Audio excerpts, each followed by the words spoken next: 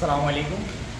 আমরা এখানে together for change, আমরা যুবরাজের পরিবর্তন এবং সচেতন বাংলাদেশের যৌথ উদ্যোগে আমরা ফেনী জেলা থেকে ত্রাণের কার্যক্রম পরিচালনা করতেছি। আমাদের মূল উদ্দেশ্য হচ্ছে আসলে চট্টগ্রামে যে জেলাগুলোতে উপজেলাগুলোতে বন্যার পানি উঠেছে, অর্থাৎ লোহাগাড়া, সাতকানিয়া এবং বান্দরবনের যে এলাকাগুলোতে বন্যার পানি উঠেছে, এই এলাকাগুলোতে যতটুকু আমাদের সামর্থ্য আছে ততটুকু আমরা শুকনো খাবার নিয়ে কালকে অথবা আজকে রাতেই আমরা চট্টগ্রামের উদ্দেশ্যে রওনা দেবো। এই কার্যক্রমে আমাদের সাথে 2-3টা সংগঠনের ভলান্টিয়ার এবং বিভিন্ন সাধারণ শিক্ষার্থীরা এখানে অংশগ্রহণ করেছে।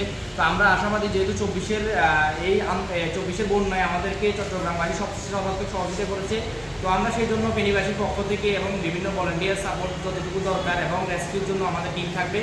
তো আমরা এর পরবর্তীতে আমাদের আরেকটা প্ল্যান আছে, সেটা হচ্ছে আমরা যখন পানি একটু কমবে আমাদের যে খাওয়ার, আসলে সেখানে যদি খাবার রান্না করে তাদেরকে বিতরণ করা যায়, এটা হচ্ছে সবচেয়ে আমাদের জন্য সুবিধাজনক এবং ওদের জন্য ভালো হবে।